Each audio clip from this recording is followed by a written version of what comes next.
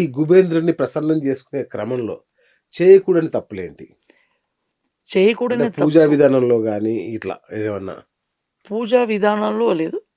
ఎవరైనా ఈ గుబేంద్రుడిని పట్టుకోవాలి, పూజ చేసుకోవాలి అనుకుంటే మీరు 4:15 కన్నా 5:15 కన్నా ఇంట్లో మీరు దీపం ఎలిగించి ఉండాలి. ఓకే. ఏ ఇంట్లో అయితే 4:15కో లేదా 5:15కో మీరు దీపం వెలిగిస్తారు, వాసన ద్రవ్యాలతోటి పూజలు జరుగుతుందో ఓహ్! ఆటోమేటిక్‌గా అక్కడ ఒక కాస్మిక్ ఎనర్జీ అనేది ఆటోమేటిక్‌గా వచ్చేస్తూనే ఉంటుంది ఓకే. ఓకే. ధనాన్ని. బట్ ఇన్ని చేసి కూడా వీళ్ళు నేను చెప్పినట్టు శుక్రుడిని గనక ఏడిపిస్తే దట్ మీన్స్ శుక్రుడు అంటే స్త్రీ. తల్లి, భార్య, అత్తగారు. హ్మ్. వీళ్ళని గనక ఏడిపిస్తే వాళ్ళకి అది పని చేయదు, వేస్ట్. ఓకే. చేయటం వేస్ట్.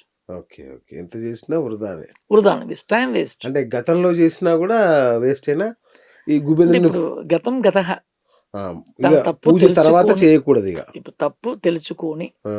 మన లైఫ్ బాగుండాలి అని అనుకున్న వాళ్ళు హ్మ్. ఈ రోజు వరకు మర్చిపోయి ఈ క్షణం నుంచి మారి తన కుటుంబాన్ని మంచిగా ఎవరైతే చూసుకొని ఉన్న దాంట్లోనే ఉన్న దాంట్లో. యెస్.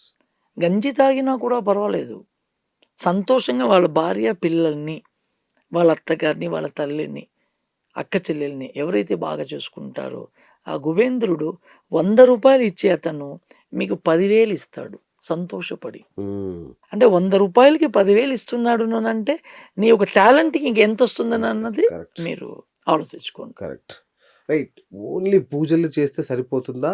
మళ్ళా మన కష్టం మనం పడాల్సిందే గదా! మీరు ఎన్ని పూజలు చేసినా, మీరు కష్టపడకపోతే హ్మ్. అది పని చెయ్యదు. ఓకే. నేను మీకు ఇందాకే చెప్పా.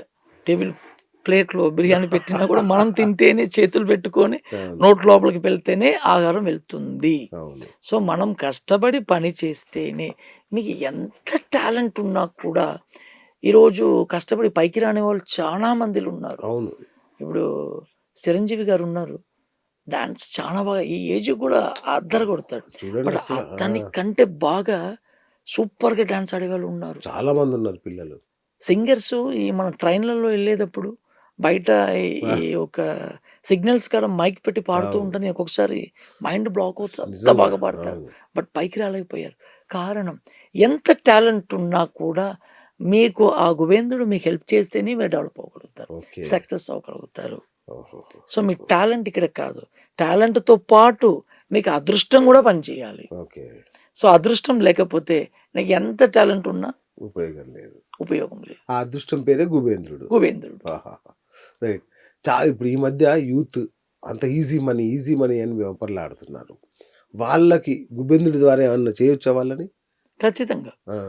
వీళ్ళందరూ ఈ యూత్‌కి అందరికి చెప్తున్నా. అందరూ బాగా హ్మ్. సంపాదించుకొని, ఆ! అందరూ బాగా సెటిల్ అవ్వాలంటే వాళ్ళ తల్లిల్ని బాగా చూసుకోవాలి. ఓహ్! పెళ్లి కాని వాళ్ళు. పెళ్లి అయిన వాళ్ళైతే భార్యని చూసుకోవాలి, తల్లిని చూసుకోవాలి, వాళ్ళ అత్తగారిని చూసుకోవాలి. హ్మ్. ఇలా ఎవరైతే మెయింటెనెన్స్ గురుగారు ఈ బాగా అత్తగారి చేసుకుంటారో ఫిట్టింగ్ ఏంటి గురుగారు? ఏదో భార్య, తల్లి అంటే వీళ్ళందరూ స్త్రీయే కదండీ! భార్య, తల్లి, కూతురు ఇప్పుడు వరకు ఓకే. వీళ్ళందరూ స్త్రీయే. ఇప్పుడు ఓకే. శుక్రుడు అంటే అత్తగారు గూడా వస్తదిక్కడ. అచ్చచ్చా! శుక్రుడు అంటే అత్తగారు గూడా వస్తది. So, okay. అందు గురించి అత్తగారిని గూడా మెన్షన్ చేస్తున్నాను. ఓకేనండి. ఇక్కడ కారణం లేనిది మనం మెన్షన్ చేయడానికి ఉండదు. మన అదేలెండి. ఇష్టానికి చెప్పడానికి ఉండదండి. ఓకే. ఓకే. ఆ గ్రహానికి ఎవరెవరు లింక్ అవుతున్నారో వాళ్ళని మనం చెప్పుకోవాలి. ఈ 2026 సంవత్సరం మొదలైంది. మరి ఈ గుబేంద్రుడు ఏ ఏ రాశుల మీద ఎలాంటి ప్రభావం చూపిస్తాడు? ఇప్పుడు యాక్చువల్‌గా 2026 ఏ రాశులకైతే బావుంటుందంటే హ్మ్. సింహ రాశికి బావుంటుంది. ఓహ్! ఆఫ్టర్ మే నుంచి. ఓకేనండి. ఓకే. నెక్స్ట్ తులా రాశికి బావుంటుంది. ఓకే. నెక్స్ట్ కుంభరాశికి బావుంటుంది. But okay. కుంభరాశికి జూన్ తర్వాత నుంచి బావుంటుంది. కాకపోతే ఈ కుంభరాశికి అక్కడ ఏంటంటే రాహు, కేతువులు ఉండటం వల్ల కొంచెం ప్రెషర్ ఎక్కువుంటుంది. హ్మ్. సో, వాళ్ళకి ఆ రాహు, కేతువే ఒక డిస్టర్బ్ చేస్తున్నారు. మిగతా పరంగా అన్నీ వాళ్ళకి బావుంటుంది. ఓకే. సో, ఇప్పుడు ఈ ఇయర్ సక్సెస్ అయ్యేది తులారాశి, సింహరాశి, కుంభరాశి. సో, వీళ్ళు వాళ్ళ గోల్‌ని వాళ్ళు ఈ ఇయర్‌లో కంప్లీట్ చేసుకోవచ్చు. కొందరు లేదంటున్నారు గదండీ! సో, అయిన వాళ్ళు అంటే ఎవరెవరున్నారు? కొందరు ఈ సంవత్సరం సింహరాశికి ఏం బావుండదు అట్లా అని జెప్పారు కొందరు. సింహ రాశికి ఇప్పుడు 11 ఇంట్లో గురువు రాబోతున్నాడు. ఆ! ఓకేనండి. కర్కాటకం 11 ఇంట్లో ఇప్పుడు గురువు ఉన్నాడు. ఆ!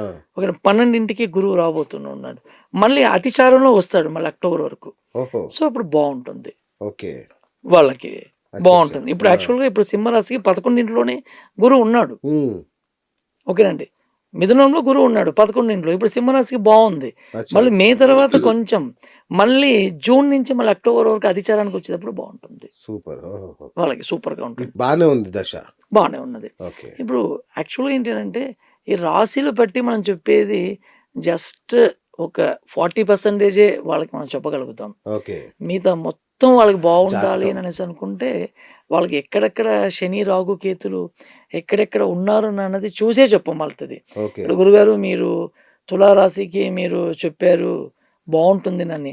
వాడికి ఆ తులారాశిలోనే ఈ రాహువో, ఈ కేతువో ఉన్నదనుకోండి అది డిస్టర్బ్ అవుతది. ఓకే. అదే అంటున్నా. కొందరేమో బాగోదంటున్నారు. మీరేమో సో, బ్రహ్మాండంగా ఇది ఉంటదనేసరికి ఏంటిదనంటే జాతకాన్ని చూస్తే ఎగ్జాక్ట్‌గా అచ్చచ్చచ్చ! చెప్పొచ్చు మనము. ఓకే. సో, జాతకం లేనిదేనంటే 30, 40 హుహుహు. అంతే బావుంటుంది. So, okay. ఎగ్జాక్ట్‌గా రాశులను బట్టి మనకి కొన్ని మందికి అది లేని వాళ్ళకి కొన్ని ఫ్లూక్‌గా రైట్ నాకు బావుంది అవును. అని అవును. ఉంటుంది గానీ, ఎగ్జాక్ట్‌గా రావాలంటే వాళ్ళు అక్కడ వాళ్ళకి తెలిసిన ఒక ఆస్ట్రాలజర్ దగ్గరికి వెళ్లి చూపించుకోవాలి. రైట్. తెలుస్తుంది. గురుగారు పర్ఫెక్ట్‌గా చెప్పండి ఇప్పుడు. మా షో చూస్తున్న ప్రేక్షకులున్నారు. వాళ్ళు అర్జెంట్‌గా గుబేంద్రుడిని పట్టుకోవాలి అంటే, పట్టుకునే క్రమంలో మొదటి స్టెప్పు తక్షణం చేయాల్సిందేంటో చెప్పండి. మేము చేసేస్తామిగ. ప్రతి వాళ్ళు తెల్లవారుజామున 4 లెగిసిపోయి హ్మ్. 4:15 కల్లా దీపం పెట్టేయాలి. ఓహో! ఇది ఫస్ట్ రూల్. ఇది ఇలా చేసుకుంటూ వెళితే వాళ్ళకి సక్సెస్ అవుతది. ఓకే. సెకండ్ రూల్ నేను చెప్పినట్టు ఆడవాళ్ళతోటి ఇది ఆహా! అచ్చా! వాళ్ళని అది చాలా ఏడిపించకూడదు. ఇంపార్టెంట్ ఇగ. ఇంపార్టెంట్. ఓకే. థర్డ్ రూల్ ఎటువంటి వ్యసనాలకి వెళ్ళకూడదు. ఓకే. ఇవన్నీ గుబేంద్రుడికి నచ్చవు. అచ్చా! వ్యసనాలు కూడా నచ్చవు. నచ్చవు. సో, ఈ 3 ఎవరైతే కరెక్ట్‌గా ఫాలో అప్ చేసి గుబేంద్రుడిని పట్టుకుంటున్నారో వాళ్ళకి 100% నేను గ్యారంటీ ఇస్తా. ఓహో! సక్సెస్ అవుతది. సూపర్. సో, ఫైనల్‌గా 2026లో మా ప్రేక్షకులకు మీరిచ్చే సందేశం ఏంటి? ఈ ఒక బిఎస్ టాక్ షో. కొలుగురి టీవీ ప్రేక్షకులకి నేను చెప్పగలిగేది 2026 ఈ 2025 ఎలా ఉన్నది అన్నది నాకు తెలీదు. ఈ 2026 బాగుండాలి అనుకుంటే మీకు ధనమిచ్చే గుబేంద్రుడిని తెలుసుకోండి. ఓకే. తెల్లవారుజామున 4 లెగిసిపోయి ఇంటి గుమ్మంలో మీరు ముగ్గు ఏసి పూజ చేయండి. హ్మ్. ఇంకొక సీక్రెట్ ఉంది. అది నేను నెక్స్ట్ వీడియోలో ఓహ్! చెప్తా. అవునా? లక్ష్మీదేవిని ఎక్కడ పెట్టి పూజ చేయాలి అని. అందరూ లక్ష్మీదేవి విగ్రహాన్ని పూజ రూమ్‌లో పెట్టి పూజ చేస్తున్నారు అని ఆ! అనుకుంటారు. ఆ! అనుకోవడం నిజమే అది. కాదు. ఆ! లక్ష్మీదేవిని ఒక చాట పెట్టి పూజ చేస్తే అమితమైన ఒక ఫలితం ఇస్తది. ఓహ్! సో, అది నెక్స్ట్ వీడియోలో నేను అది మీకు బాబోయ్! పెద్ద సస్పెన్సే మీ పెట్టారుగా. ద్వారాగా మీ ప్రేక్షకులకు అందరికీ చెప్తాను.